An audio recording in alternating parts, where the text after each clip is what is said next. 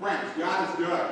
All the time. And all the time. God is good. Amen and amen. There's a few announcements for you, of course, you can see on the screen behind me, or follow along with the programs as well. Friends, if you're not feeling well, we encourage you to stay at home, of course. We do have temporal thermometers back there. We've taken to calling Dale Boyd Dr. Dale. He has gone to the medical school of nowhere in No City, Pennsylvania. So if you'd like to go check out with Dr. Dale, he's got a temporal thermometer, goes zap your forehead. It may not hurt, and check to see where your temperature is at. That's not fail-proof, but that's to make sure. If you're not feeling okay, but you want to stay in the building, we have plenty of spots around here. The library downstairs, the parlor as well, the classroom across the hall from the church office, youth room, as well as the children's Sunday school room down the hallway here to set up if you like to watch us on YouTube and stay in the building. Try to make this as user-friendly as possible. TVs upstairs are not turned on. You have to turn them on yourself. But friends, if push comes to shove, then you're able to use those as well and be in the building. Or if you're at home and want to watch there, that would be wonderful as well, although I still need to turn everything on because I forgot to do that. I don't want to name names. I'll just point. No, it's really my fault for forgetting they didn't play. So I'll do that in a second here for folks at home. A couple other things, notes as well. We encourage you to wear a face mask. One, because of state regulations. Two, in case you're carrying it, you may get somebody else. And also, just in case somebody else has it, you may also receive COVID-19. You don't want to have to alert everyone if something happens. That being said, I also know for some of us it's a medical reason not to wear a face mask. So we encourage you to wear a face mask. Make your own choice. We do encourage you as well to keep social distancing during the end of fellowship and whatnot. Wave, folks. Even elbow bumps might be safe unless somebody sneezes into their elbow, so beware. That could be a little disgusting. Otherwise, though, to be intentional about figuring out ways to greet one another without having to just give a hug or shake hands. What else can we do? So make sure you greet one another, but also practice that safe distancing or social distancing. Pardon me. Derek, I forgot what else is on the list. I didn't make my own personal copy this morning. I'm slacking. Yeah, practice good hygiene. Thank you, Derek. Well done about washing your hands and whatnot. Hand sanitizing stations are multiple spots, and we'll get to who did all the work for that in a second. Our Vacation Bible School has been rescheduled for August 3rd through 7th. Check in with us at the church office, and especially Sandra Rogers if you're interested in helping. You guys will be doing practicing social distancing as well. We'll have a lot of things outside, which may mean keeping an eye on kids so they don't run into the street, because you do know, of course, with little kids, they automatically listen to everything you say all the time, 100%. You agree with me, you've never worked with little kids. This morning I said the two little ones up here for the children's message, hey, sit down. Guess what they made me want to do? Run around. So, you know, kids can be. I probably should have said, run around like wild people, and they would have sat still. It didn't happen. Friends, and so at this moment as well, we also want to make sure we say thank you. Because Sue Vernon, in the month of March, now what's the month are we in? Is this July? In the month of March, Sue ordered those hand sanitizing stations. March. And then she's kept after the company that sent them to us. The company did well, but you didn't really see the 4 months of work that Sue put into making sure they arrived here. So a big thank you to Sue Vernon, as well as Ross, who is helping her set them up and put them together as well. What a huge thanks for the work that went into that. You would think for hand sanitizing stations it would be easy, but it was not. So thanks, Sue. Thank you, Ross. Friends, let's greet one another with the love of Christ.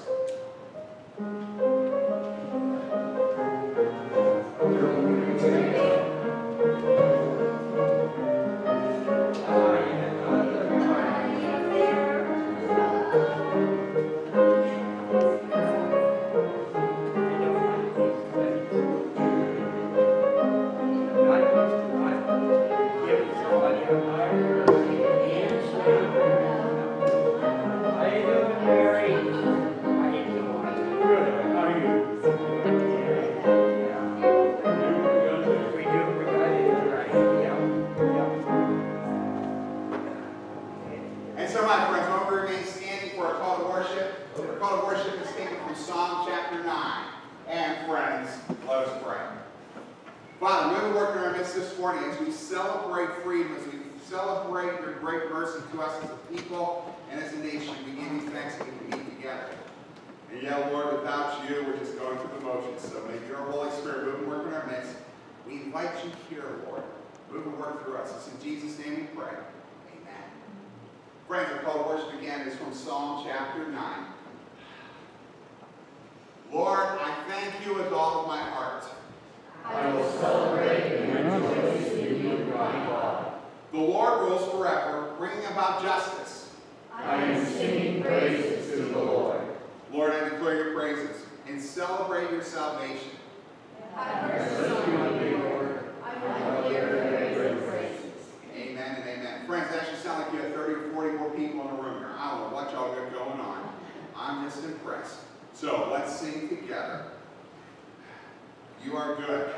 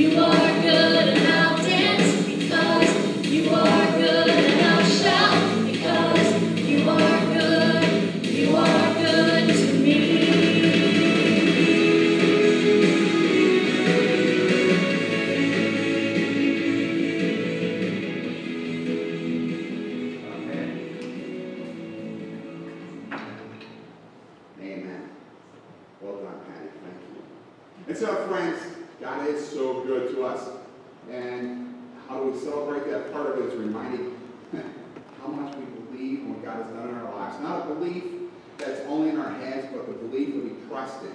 So, my friends, what do you believe? I believe in God the Father Almighty, maker of heaven and earth, and in Jesus Christ, his only Son, our Lord, who was conceived by the Holy Spirit, born of the Virgin Mary, suffered under Pontius Pilate, was crucified, dead, and buried. On the third day he rose from the dead. He ascended to heaven, and sitteth at the right hand of God the Father Almighty. From thence he shall come to judge the great and the dead. I believe in the Holy Spirit, the Holy Catholic Church, the communion of saints, the forgiveness of sins, the resurrection of the body, and the life everlasting. Amen. Amen. My friends, please be seated. It's time for our children's message, and so I'm looking for our little ones. All right, there, kids, you ready? We got some of you ready, little guys? Okay, you ready? Because you're good. You may get a candy, you may get a snack. You look so ecstatic. Here we go. Who here likes to go on vacation? If you can't, raise your hand if you like to go on vacation. Wonderful. Some of you don't like to go on vacation. Pat likes to go on vacation? You do? Okay. Oh, are you saying something about that? One of your bosses that you have trouble with? Is that what you're saying? No, we'll move on. So, vacation. Who doesn't like to go on vacation? What do you need to pack when you're going to go on vacation? Clothes. Good idea. Otherwise, you may be spending time in prison. Besides that, what else do you need to take if you want vacation? Money. Thank you very much. Oh, no, you need your just, I'm trying here. So, clothes, money. There are a few other things we need to take on vacation as well. I grabbed a few of those for us. For example, if I'm going to go fishing and Ian Titus takes me out again and I catch as many big fish as we did last time, how big were those things, Ian? Yeah, they were the bluegills I think we caught were about the size you would use for bait. To catch bigger bluegill, it was not a pretty night. I don't want to say it was Ian's fault. Whatever, I'm joking because, yeah, I've seen through the last 10 years my fishing exploits have been pretty much pitiful. So, what I am saying is, unfortunately for Ian, he took me out fishing and we caught zip, besides some panfish that were pretty much bait. But there you go. If you're going to go fishing, great. If you're going to go on the boat, of course, you probably need to grab a life preserver. Especially if it's your boat, make sure you grab a life preserver. My Tina's stepfather, Kenny, just mentioned that he and his brother put the boat in the lake, or what is it, Lake Arthur in Moraine. We're halfway out to the middle of the lake and then realized they had left the life preservers in the truck. Oops. So guess who had to go all the way back to shore so they didn't get the ticket and all that fun. Make sure you grab something like that if you're going to be on the water. Or of course, if you go to the beach and you enjoy the waves, pull out the boogie board. This one of the ones I found on the beach when we were there, maybe close to 40 years ago. I've learned how to boogie board on it, but unfortunately, even more so, the cat we had previously liked to use it as a scratching post. So if you look at it, it looks like I've really put it through the ringer in terms of the ocean. That's the cat named Omega who treated it as though he would tear it apart. That being said, every year if we go to the Outer Banks, hit the beach, I take this, and then my wife laughs at me. I don't know why. We'll move on. So also, of course, you need luggage to take as well to carry your clothes and anything else. A lot of things we need for a vacation. But there may be some things that you don't need to take on vacation. For example, who here, when you go on vacation, do you pack a bag of rocks? Megan, do you take rocks with you on vacation? No? Nobody? Anybody? Y'all don't live a wild life, do you? You know, rock and roll? Moving on. So, that vacation does not rock when you take your own rocks. Or who here makes sure that you take a screwdriver? I don't know if I go on vacation with somebody else to fix stuff for me. Who, I'm not taking a screwdriver. Who here on vacation takes packing tape? Although on one trip to England, the roommate I had on that trip should have taken packing tape because his luggage, his wife bought for him on sale. There's a reason why it was on sale. Stuff burst open in the airport in England. Sort of funny because it wasn't mine, but we'll move on. Then my roommate snored as though he was trying to communicate with his wife back in the United States. Wow, that man can saw logs. Why do I bring that up? Most of us on vacation don't want to take packing tape. How about this? You're going on vacation, do you take your diploma with you? Mine from seminary is right here. Honestly, on vacation, it doesn't do me a lot of good to have a diploma. I know, some of you are thinking, they actually graduated him? Maybe I printed it off myself. You never know. Or take some of the books I can use to get ready for a Sunday morning sermon. Like this one that I looked at for today.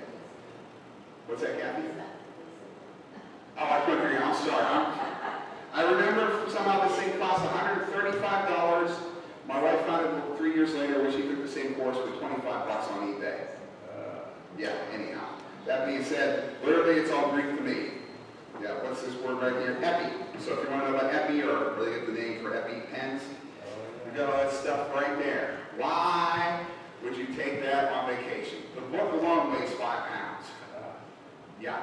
There are some things you take on vacation, some things you need to leave behind. So kids, when you get ready for vacation, you want to take stuff you'll use, not stuff that's going to take up space. Same thing for us when we live life as Christians. We can add a whole lot of stuff into our lives that's maybe useful, but for our faith life, it's just an add-on.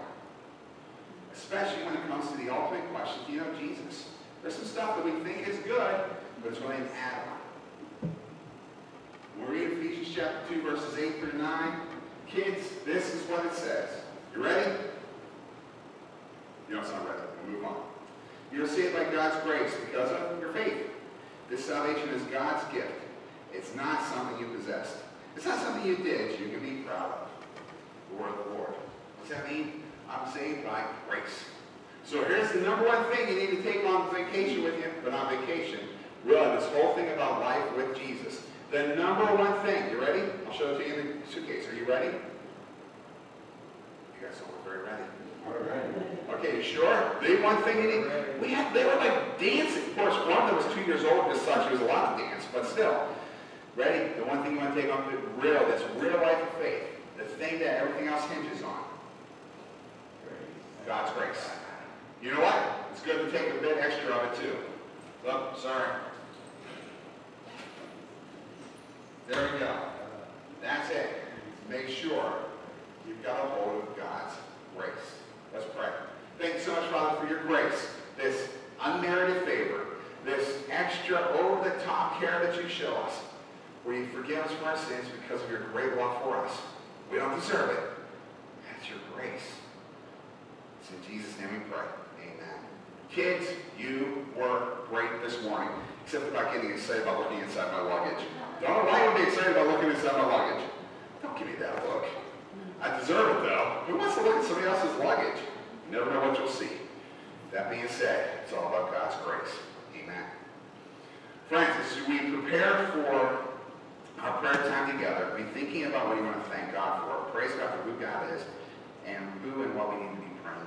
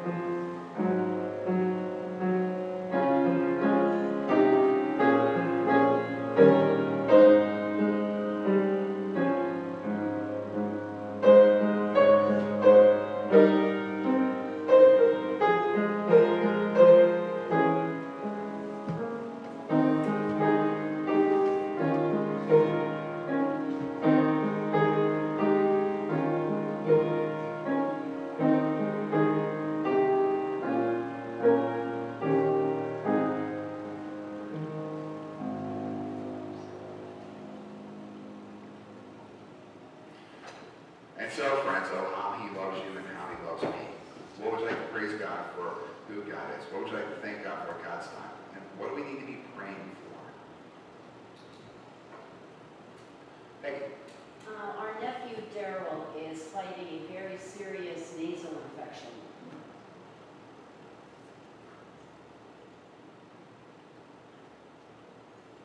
Okay. So to bring for Daryl, your nephew, serious nasal infection. Okay. Thanks, Peggy. Dale. Well, keep on with Terry. He's not getting any better, but he's told to go with his oxygen problems in the back. Okay, so we praying for Dale with his back. Dale's brother Terry, pardon me, I'm skipping words. Dale's brother Terry, oxygen issues, as well as back issues. And right now, back issues when it's so hot that it's difficult to move around much. And also for oxygen issues, when it's so hot, it's a little more difficult for all of us to breathe, let alone someone with oxygen issues. Thanks, Dale. Friends, anything else we got to be praying for? We want to thank God for it. Praise God for who God is. Bob. I'd like to thank God for giving us some rain in the near future.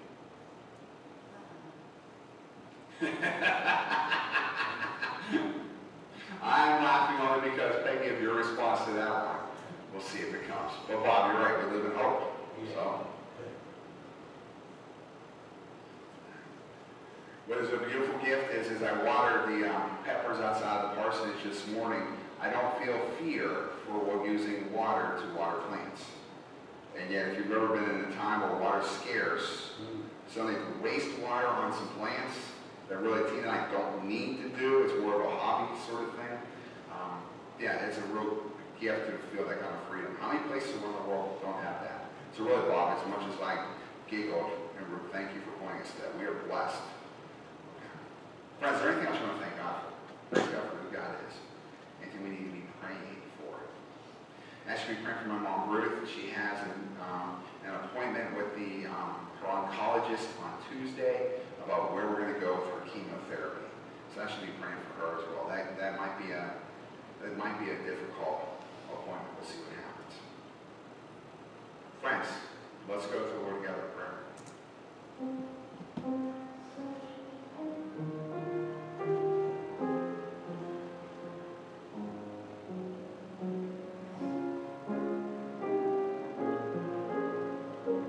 Oh, Father God, you have loved us. We see it, how you bless us and move and work in our lives, for the bounty or even the reminder, at least for me, about how you bless us where we don't have to fear about water.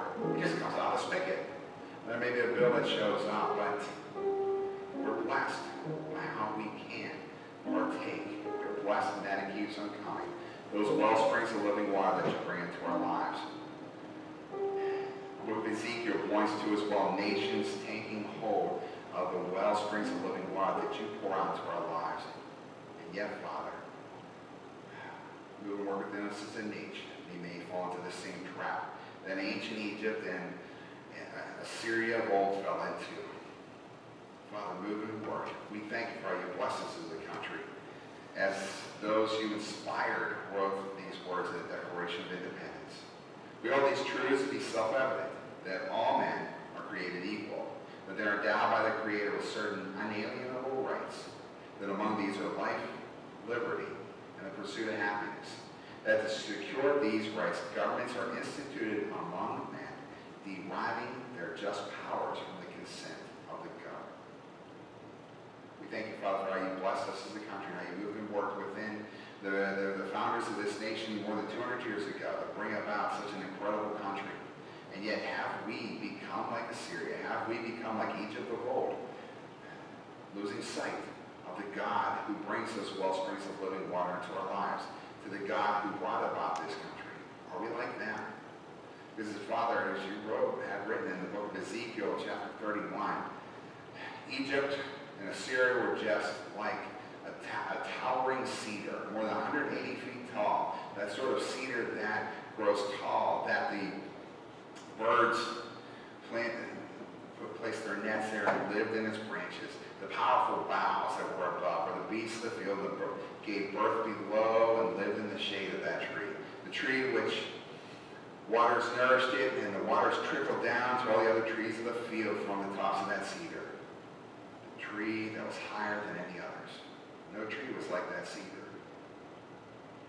Life was found underneath its branches. Life was found in its branches. That powerful cedar of old, watered by that wellspring of living water. like those trees of old, ancient Egypt that lost sight of the fact that God was the God who blessed it in the days of Joseph? Have we become like Assyria, losing sight of the fact that in the days of Daniel, that you were the God who actually protected and used Assyria? Have we lost sight of the fact of the might and how you moved and worked in our own nation? When we watch the news and we see police officers abusing their power, at times even killing innocent suspects, when we see protesters turning into rioters and tearing down statues and throwing rocks, have we lost our way as a country, Father? Even as individuals, have we lost our way? Have we lost sight of the gift that you've given us in this incredible world country, where we may blow off or ignore the opportunity to vote, where we can grumble on the sidelines but never get involved otherwise? Father, have we lost our sight as well? We've watched prayer being taken from school. We've lost lack of respect for you in our country. We even see on Sundays, suddenly it's just another day of the week where where a day is not set aside for you. Father, maybe as a nation we've lost sight. As individuals, have we upheld you? And even more so today as we celebrate Independence Day, do we see the gift you've given us? Father, forgive us as individuals for how we've fallen short, whether it's grumbling or ignoring our civic duties. Forgive us as a local government for how we may have failed. Forgive us as a country, Lord, as we have turned our backs upon you in so many ways. Renew our land, heal our land, renew our hearts, move within our leaders. We pray that you guide and direct our president and those who are in leadership positions, whether it's in the Supreme Court, the Senate, the House of Representatives, or the executive branch. We pray for your Holy Spirit. For our state government here in Pennsylvania, we pray for Governor Tom Wolf and those who are in leadership. Guide them, Father. Change hearts. Father, in our local government as well, please move and work in their lives. Especially before you, our first responders, police departments, those in the medical field, at the hospital, or home nursing. For the EMTs who run into danger, for the fire department willing to risk their lives. Father, we pray for their protection and for your guidance.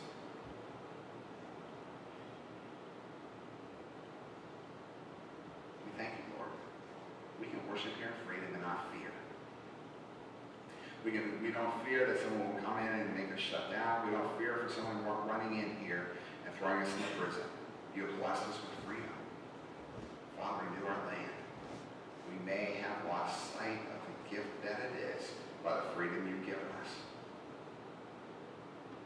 Forgive us, Lord. Heal our land. And Lord, as we ask for you to heal our land, we pray for healing for Dale's brother Terry. We pray for healing of the oxygen issues and his back pain. It's in Jesus' name we pray. We lift before you, Father, as well. Daryl, we're praying for healing for Dale.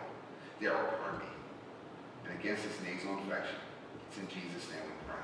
And for so many others that are from our midst, Denise, or be it Bob, or be it Bob and Sheila, or Phyllis, or Sally, or Pat, or Shirley, or Mamie, or Lee, or Dawn, or Sue, or Kay, and her mother, or Debbie's, or with Gary, or with Steve, or with Gary.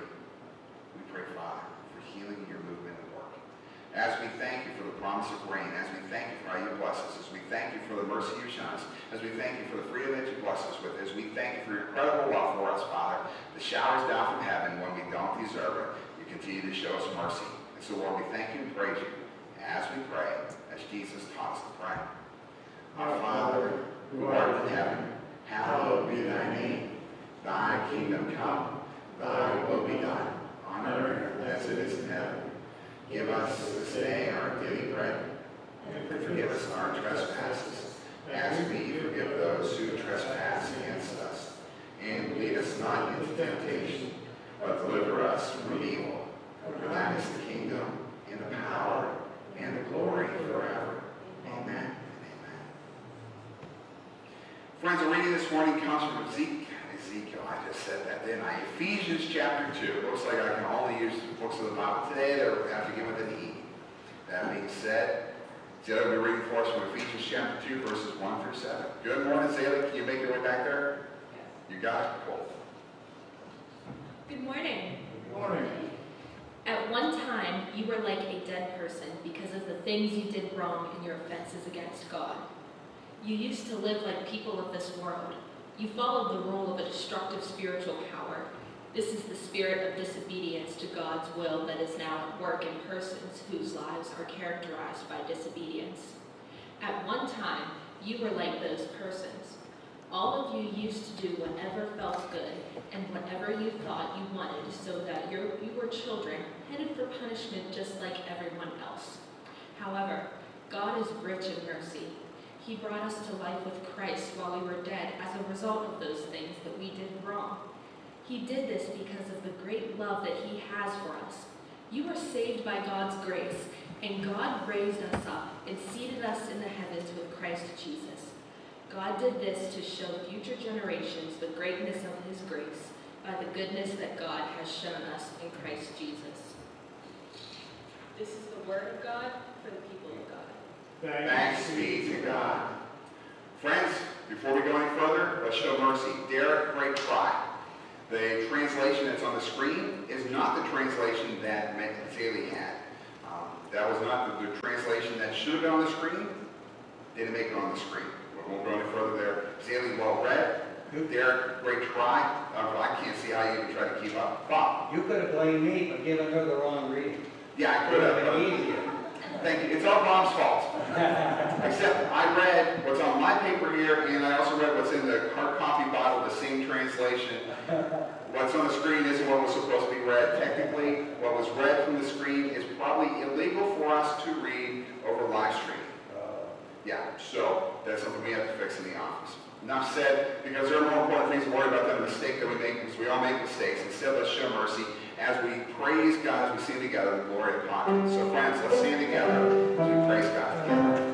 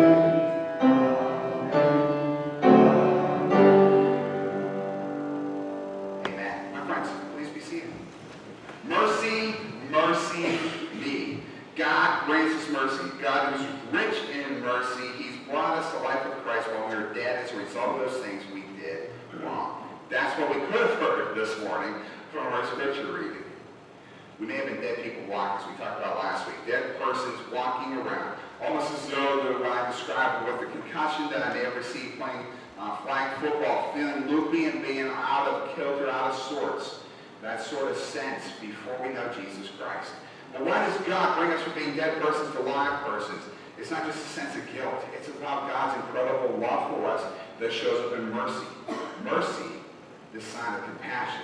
Mercy, almost pity. Mercy, this loving kindness that God extends to us, those who do not deserve that sort of showering of love. God shows us mercy. So as Christians, we need to be people who continue to show mercy. Mercy, mercy, me. Mercy, mercy, me.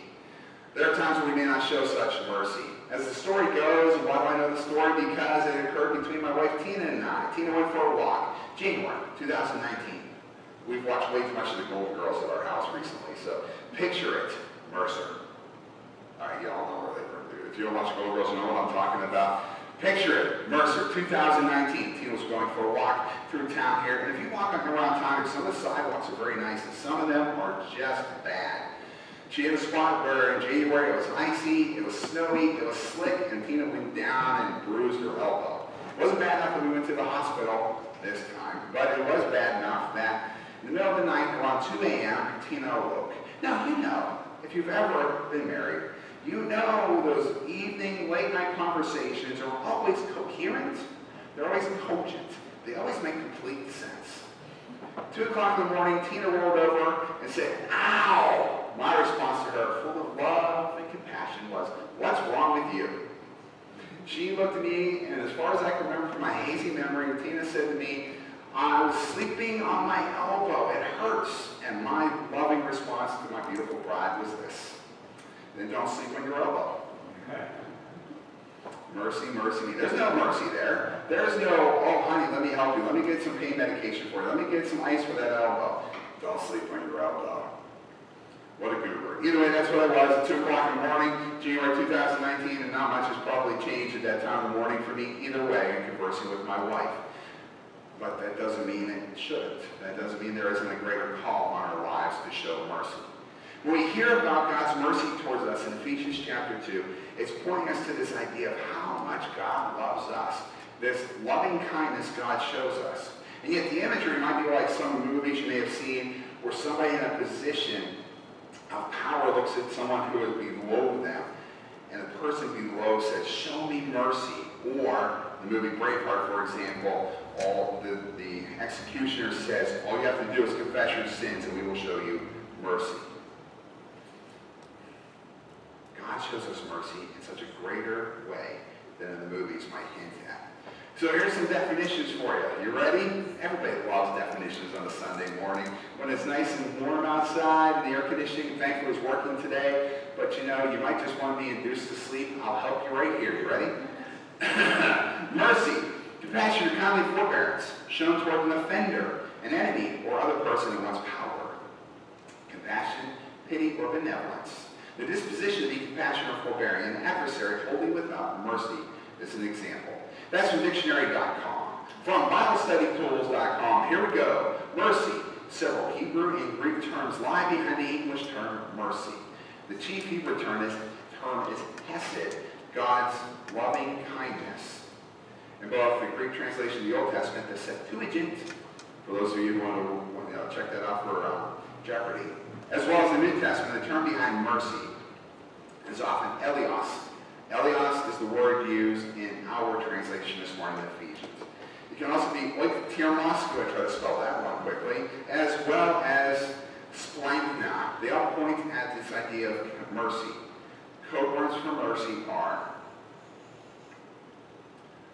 compassion, pity, showing mercy to someone else, or feel sympathy for someone. Splankna especially gets into this idea of feeling compassion for someone else, where it almost is that you have that feeling in your gut. Now, that's empathy, not sympathy. Sympathy is like, oh, I feel bad for you. Empathy is, oh my goodness, I know what you're going through, and I hurt for you. There's a difference there. Sympathy is, I feel bad. Empathy is, I've walked in your shoes. With my mom's health and watching my mother-in-law, Carol, die with cancer while here, I have an idea what folks are going through with such a terrible thing. And with my own dad 8 years ago, I have an idea. So there's empathy there. Otherwise, at times, it's just sympathy, where I don't understand what it's like for parents to feel such pain when their kids aren't doing things the way they should. Do you see the difference there? Empathy, you've walked in that mile. Sympathy, you can feel for someone, but you may not have as much in the way of personal history there. God shows us splankna. God shows us hesed. God shows us elios. God shows us mercy. Not just because God sort of knows about us from afar, or knows us mentally, but God the Father sent Jesus the Son. He walked in our shoes. It's not just sympathy. God has empathy for us. He knows what life was like because Jesus walked on this earth. He knows how hard it is to live life. God knows how hard it is, not just from afar, but personally through Jesus. Knows the temptations we go through, knows how difficult it can be, knows what physical pain is with the cross, knows what betrayal feels like. God knows what we go through, not just sort of with our head or a sympathy thing. God knows it firsthand. God shows us mercy because God's been there through it. Now, I've got a couple others here as well. You want to hear about from Donald K. McKim's version of the word for mercy from the Pat's already shaking her head, no. From the Westminster Theological Dictionary of Theological Terms. I just butchered the title. You guys ready for that? One person said yes. Everybody else is going to take you outside. Well, I know once. Here's what I'll do. I'll show mercy. You ready? That's enough dictionary terms for one in the morning. Ready? There's mercy. You're thinking, well, that wasn't much. You know, that X isn't all that big. Let me show you. It's, all 4 sentences. Okay, we'll move on. Nobody else is really that impressed. There's also a beautiful tying in here. In the scriptures, whenever, both Old Testament and New Testament, when God, words for love are tied with the word that we translate for mercy, there's this beautiful sense of how God knows exactly what we're going through. We see that with Ephesians chapter 2, verses 5 as we read this morning, or 4 and 5 as we read this morning, tying together that empathy, just the idea of the empathy that God has for us.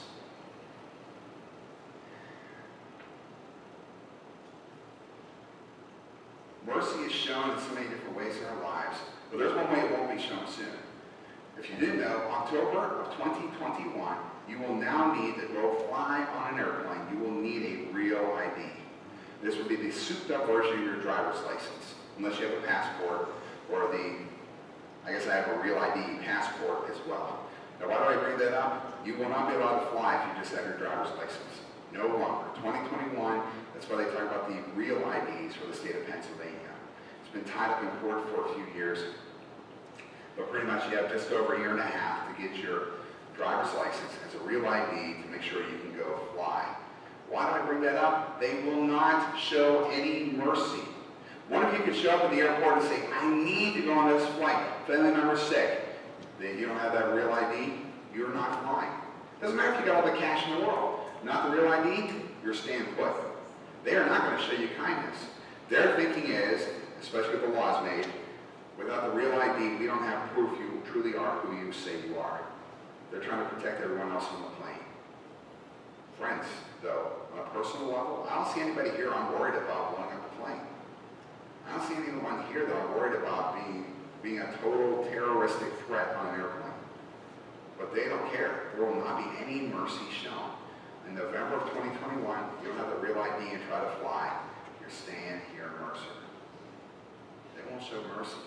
Mercy instead is shown whenever you receive something you don't deserve. And it's from someone in a position often of a higher place than you, or someone who has that power to punish you. Mercy happens when the judge forgives you the fine. Mercy happens when the cops don't give you the ticket. Mercy happens when the librarian pays your late fee. Mercy happens when your parents say you can go out tonight even though you're grounded. Mercy happens when you're forgiven a mistake. Mercy happens when your spouse or your child says, what you did was awful and I forgive you. Mercy happens at the cross of Jesus, where he paid the price for us. We don't deserve what God's done, showing us mercy. Mercy is shown, as Hans Christian Andersen put it in this story, about the, well, lack of a better term, deceitful daughter. Spinning used to be a term that was used to turn flax into yarn. Now, of course, we don't see spinning anymore. We don't even see spindles anymore. We don't see this being done. Maybe in the old movies, you may see it somewhere like that, or you may have even heard about, what's the girl with all the long hair? Not Cinderella, but Rapunzel. As long as you guys know. I heard it from 6 different folks. I didn't understand one person. Rapunzel, there we go. Yeah, I caught on 30 seconds later. As Wile E. Coyote would say, super genius. Moving on. So we've got this story about the deceitful daughter. Hans Christian Andersen describes this girl who, she was one lazy daughter. Wouldn't do anything around the house. And her mother, who was, we would say now a single mom, she was a widow. Mom was frustrated with her daughter not helping at all around the house. The girl would just sit in her room all day. Now, in our day, we describe it as though she was on her tablet all day, she was on her phone all day, and she didn't have those items hundreds of years ago. But she still found ways to waste the day away. Wouldn't work at all. And one day, Mom just was finally fed up with this and began yelling and screaming at her lazy daughter, won't you do anything to help? Nothing was swept in the house. Nothing was clean. No help with the meals. The animals weren't cared for. Pardon me. Nothing was done. And as the mother yelled, the queen of the realm walked by. And the queen overheard the yelling and the mother berating her daughter. And the queen knocked on the door. Now, in the queen's mind, the house was also hers. She was the queen of the realm. Everything was hers in her mind. So she not only locked, but then she entered the house. Oh my. Think about that. You have no time to clean up your act. It's not as bad as like the neighbors hear you yet arguing with someone. The queen walks in. I've seen that look a few times when I visited people when I showed up and they weren't expecting me. Oh my goodness, he's gonna know. Please, my goodness, my wife lives with me. I've heard how that can be difficult. Moving on. And so, the queen walks in and says, ma'am, why are you yelling and screaming at your daughter? And the mother looked at the queen, terror filling her, realizing that she also had shame for the fact her daughter was lazy. And she looked at the queen and she said, I'm so sorry, Your Highness. My daughter will not stop spinning. She continues to turn flax into yarn. She won't stop. And she makes these beautiful garments, but she will not stop. There's nothing else being done because of her joy and excellence at turning flax into yarn. Wow, said the queen. Your daughter has those kind of skills. The daughter just sort of nodded her head because she wasn't sure what was really happening. And suddenly the queen said, I have an idea. If your daughter has that kind of drive, if your daughter has that kind of skill, I have so much flax that needs to be turned into yarn. I have a proposition for you. Allow your daughter to move in the castle with me. If she can turn all my flax into yarn, and she proves herself to be a woman of noble character, I will even allow her to possibly marry my son, the prince. Well, Mom's ecstatic. One, she's rid of a lazy daughter. Two, in those days, that was a huge step up in terms of societal change. And so the mother agreed to it. The daughter sort of nods her head because she really doesn't know what's going on. She, guess what, hadn't been working and listening to the conversation well. And yet, when the daughter arrived at the palace, she realized she was in trouble. There's all the machinery, the spindle and whatnot to turn the flax into yarn. There's all of the flax in the other room, and she doesn't have any skill. So for a few days, she just tried to hide away and pretend that she hid in her room with all the flax right next door. Tried to pretend like she wasn't there. But the queen hadn't forgotten.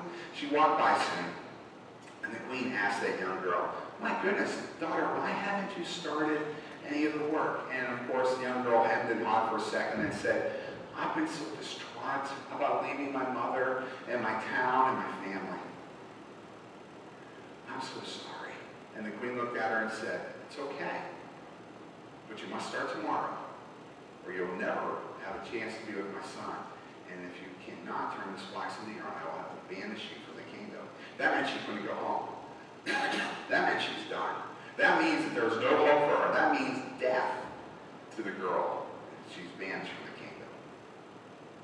What can she do? She doesn't know how to turn flax into yarn. She doesn't know how to do any of that. And so she saw by the window one day 3 sisters walk by. Now these were special sisters. One walked and she had a very heavy foot. Another walked by and her lip drugged down almost below her chin. And another one had a thumb that looked to be 2 or 3 times the size of a normal thumb. And it had constant little holes that were almost poked into the thumb. Those 3 sisters heard that lazy girl crying and walked up to the window and said, young lady, what's wrong? She hadn't been able to talk to anyone. It came out of her before she could stop. And the young girl told them the whole tale of woe. I don't know how to flax. I don't know how to turn flax into yarn. I don't even know how to work the spindle. I don't know what I'm doing here. I don't know anything that I can do. And if I can't do this, then I won't be able to marry the prince. And if I can't do this, I'll be thrown out of the kingdom. I'm going to die. It was all over before she could stop. And the sisters looked at each other, and then they smiled. And they said, so, you need help turning flax into yarn. We have a proposition for you. If you like, we will turn all of that flax into yarn. But you must promise us that on your wedding day to the prince, you'll invite us to the wedding and let us sit at your table. Well, she didn't have a choice. She was ecstatic that someone would help. She quickly agreed and said, yes, yes, yes. But those were some homely women that came into her room. For a young girl who seemed to be only concerned about her looks and beauty, my goodness, they were not, they may not have been good-looking ladies, but friends. They were able to turn that flax into yarn. Because one woman with a huge foot, it was for pumping, for the spindle. For another woman, the reason why her lip was so elongated was because she was constantly licking and putting through the flax to go through the needle on the machine. The third, the reason why her thumb was so beat up is because of constantly pushing the needle with her thumb to make sure that the machine would work.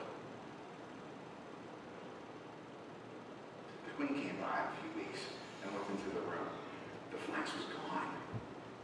She looked, and there were the three sisters there just wrapping up for the last little parts. And the queen looked at them with the daughter, and surprisingly, the lazy daughter had helped a little bit with this. And the queen said, "Oh my goodness, what an incredible job. Who are these women?" asked the queen. And that deceitful little daughter quickly chimed in, "Oh, they're cousins of mine. They came to visit. Your Highness, thank you so much. I've enjoyed so much turning the yarn, or the flax of the yarn." And the queen looked at her and said, "Oh my, you will make a great daughter. You will make a great wife for my son." And so she went to the prince, and the prince had been checking out this girl, this flax changing into yarn young lady, and he was in love with her. Didn't know her well, but she was cute, so he fell in love with her.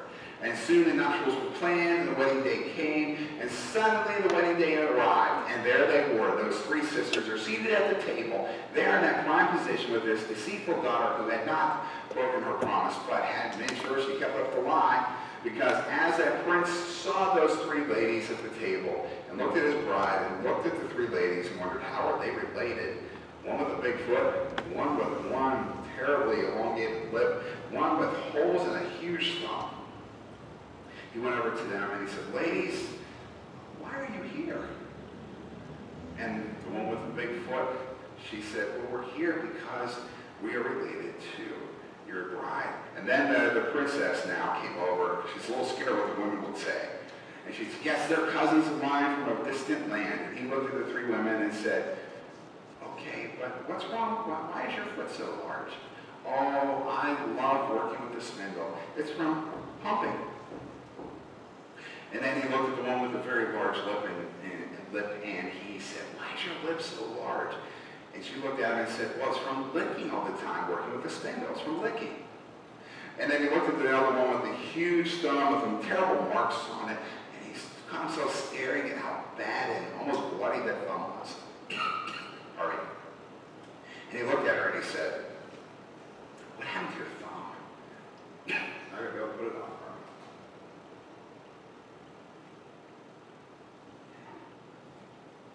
So he looked, there we go. He looked at the thumb. And he said, "What happened to your thumb?" And her response to him was, "Well, it's constantly pushing through with the needle, the flax for yarn. It's for pushing." And so he looked at that big foot. He looked at that big lip. And he looked at that huge beaten up thumb. Then he looked at his beautiful bride and said, "You are never working with the spindle again." That's the end. Isn't that awful? She got away with everything. She lies. She's lazy. She gets away with it all. What is wrong with that picture? Mercy. It rubs me the wrong way. That's God's mercy. It doesn't seem right. That's God's mercy. That's not the way it should be. You ought to be able to work hard and be a person of your word. That's God's mercy. Friends, she didn't deserve the prince's mercy. She doesn't even ask for forgiveness. She doesn't even get caught. But that's God's mercy. For the things that we've done other people know of, and the things that we try to keep secret, that we're ashamed of, God still shows us mercy. We don't deserve it. That's loving kindness to an incredible degree. Just from the prince to his bride. Talk about it with God, showing us loving kindness. That's God's mercy. So, for you and for me to show others mercy, it's not an option because that's what Jesus has done for us. That's what God the Father has done. So here's your assignment this week, if you choose to accept it. Show mercy to someone this week. Pay for a meal, give the loaves and fishes, sign up to give blood, send cars to first responders, like EMTs, the police, the fire department, hospital staff. Maybe it's just a card or two to somebody from church who you haven't seen for a while. These seem to be getting repetitive, huh? at least for the card sending. I'm going to stop there for a second because I know the effect the cards are having on my mom. Some folks keep sending her cards, and I can't tell you what they're doing for my mom. So I'm just going to say thank you. So that's with my mom, I get to see it firsthand. The power that something as simple as a card can have is incredible. So I just decided to show mercy to someone this week. And then, especially show mercy to someone who has hurt you, or in your eyes does not deserve mercy. That deceitful daughter from the story doesn't deserve mercy, and neither do I. I thank God for the incredible mercy that God's shown me. The loving kindness God has shown me, and allowing his love to flow upon me because of what Jesus did for me on the cross. I was a dead person walking, and suddenly I'm able to live life to the full because of the mercy God showed me, because of the mercy God has shown you. Thanks be to God for God's mercy. Mercy, mercy me. Amen. And so, friends, would you pray with me? You can find the prayer on the screen behind me. You can find the prayer on the things that we emailed out or in Facebook out as well for this morning. But I'm encouraging you to instead close your eyes, turn your hands up toward heaven, and repeating after me, let's talk with God as we pray. So, my friends, let us pray. Lord God, loving Father. Lord God, loving Father. I love you. I love you. Thank you for your mercy. Thank you for your mercy. Because I don't deserve your mercy. Because I don't deserve your mercy. You freely show me mercy. You freely show me mercy. I can't earn your mercy. I can't earn your mercy. You freely show me mercy. You freely show me mercy. I can't stop your mercy. I can't stop your mercy. You freely show me mercy. You freely show me mercy. Empower me to live in your mercy. Empower me to live in your mercy. I love you. I love you. I pray in Jesus' name. I pray in Jesus' name. Amen. Amen. Amen. Well, my friends, let's stand together as we sing together. America the Beautiful. 696 in your hymnal, if you so choose to look there.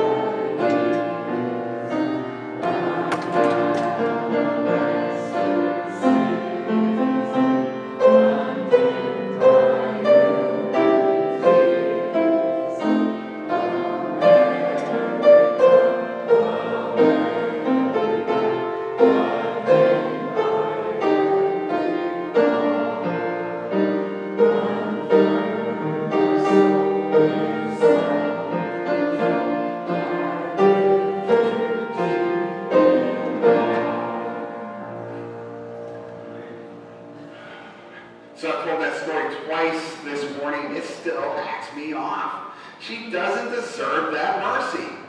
And neither do I. As you leave her today, may God show you fully and powerfully the incredible mercy that God has shown you. May God empower you to show mercy to others who don't deserve it, who may not deserve it in your own eyes, or just don't deserve it, period. Because, my friends, God's blown us away with the wonder and might of God's love for us. May the Lord bless you and keep you. May the Lord make his face shine upon you and be gracious to you. May the Lord turn his face towards you and filling you with mercy. May God give you peace. Amen and amen.